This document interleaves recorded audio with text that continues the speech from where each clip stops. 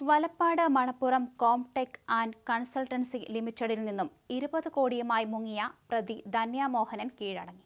കൊല്ലം സ്വദേശിനി Dhanya Mohan Kollam east police സ്റ്റേഷനിലാണ് കീഴടങ്ങിയത്.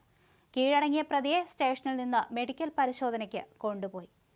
മണപ്പുറം കോംടെക് ആൻഡ് കൺസൾട്ടൻസി ലിമിറ്റഡിലെ അസിസ്റ്റന്റ് ജനറൽ മാനേജറായിരുന്നു ധന്യ മോഹൻ. 20 കോടി രൂപ തട്ടിയെടുത്ത സംഭവത്തിൽ നിരവധി ട്വിസ്റ്റുകൾ സംഭവിച്ചിരുന്നു.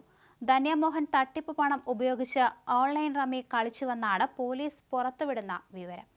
ആർഭാടത്തിനും മറ്റുമായി തുക ചെലവഴിച്ചു. നിരന്തരം ഓൺലൈൻ റമ്മി കളിച്ചിരുന്ന യുവതി റമ്മിക്ക് അടിമയായിരുന്നുവെന്ന് പോലീസ് പറയുന്നു. കോടികൾ ഉപയോഗിച്ചായിരുന്നു ഇവർ റമ്മി കളിച്ചത്. ധന്യയുടെ ഓൺലൈൻ റമ്മി വിവരങ്ങളാണ് തട്ടിപ്പിനെക്കുറിച്ചും പോലീസിന് കൂടുതൽ വിവരം ലഭിക്കാൻ ഇടയാക്കിയത്.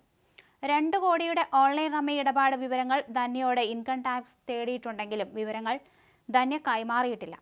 തട്ടിപ്പ് പണം ഉപയോഗിച്ച് ഇവർ ചില റിയൽ എസ്റ്റേറ്റ് ഇടപാടും നടത്തിയിരുന്നു. 2 കൊല്ലത്തിനിടയിലാണ് ധന്യ വലപ്പാട് സ്ഥലം വാങ്ങിയത്. വലപ്പാടെ വീടിന് മുന്നിലെ 5 സെന്റ് വാങ്ങിയെങ്കിലും ആധാരം നടത്തിയില്ല. തട്ടിപ്പ് തുടങ്ങിയതിന് പിന്നാലെ വിദേശത്തായിരുന്ന ധന്യയുടെ ഭർത്താവ് നാട്ടിലെത്തിയിരുന്നു. ഒടുവിൽ യുവതിയും ഭർത്താവും വീട്ടുകാരും ഒളിവിൽ പോയി. ഇവർക്കായി പോലീസ് തെരച്ചിൽ ഊർജിതമാക്കിയിരുന്നു. ധന്യ 19.94 കോടി രൂപയുടെ തട്ടിപ്പാണ് നടത്തിയത്.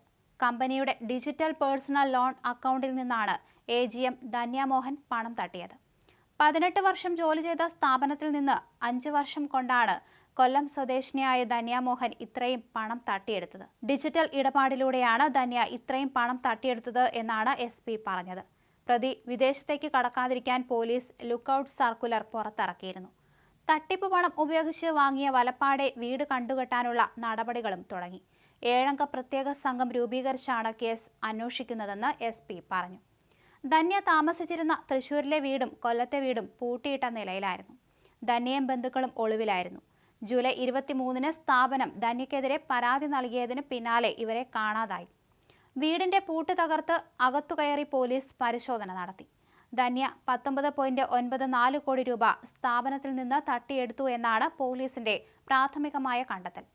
2020 മെയ് മുതൽ സ്ഥാപനത്തിൽ നിന്നും വ്യാജ ലോണുകൾ ഉണ്ടാക്കി കമ്പനിയുടെ ഡിജിറ്റൽ പേഴ്സണൽ ലോൺ അക്കൗണ്ടിൽ നിന്നും 5 അക്കൗണ്ടുകളിലേക്ക് പണം ട്രാൻസ്ഫർ ചെയ്തായിരുന്നു തട്ടിപ്പ്. പിടിയിലാകും എന്ന ഘട്ടത്തിൽ യുവതി ശാരീരിക ബുദ്ധിമുട്ടുണ്ടെന്ന് പറഞ്ഞാണ് ഓഫീസിൽ നിന്നും പോയത്. എന്തായാലും ധന്യ മോഹന്റെ വലപ്പാട്ടെ വീട്ടിൽ പോലീസ് കൂടുതൽ പരിശോധന നടത്തിയിരുന്നു. അതേസമയം പിന്നിൽ ആരുടെയൊക്കെ സഹായം ഉണ്ട് എന്ന് കരുതപ്പെടുന്നു.